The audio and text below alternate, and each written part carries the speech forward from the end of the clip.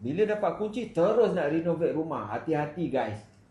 Tak semua korang boleh renovate suka-suka hati korang.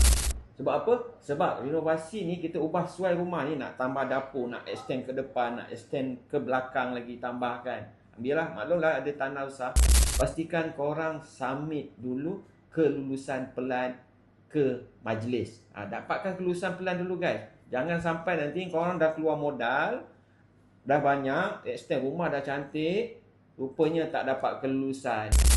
Kerajaan ada hak untuk robohkan apa binaan yang korang telah naikkan tanpa kelulusan.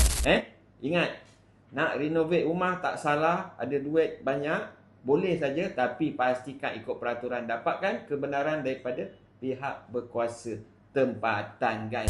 Alright, kalau korang nak jual rumah yang dah siap renovate, tak ada pelan, cari tim Pak De. Pak De boleh tolong jualkan, insya-Allah. Alright, #cara Pak De.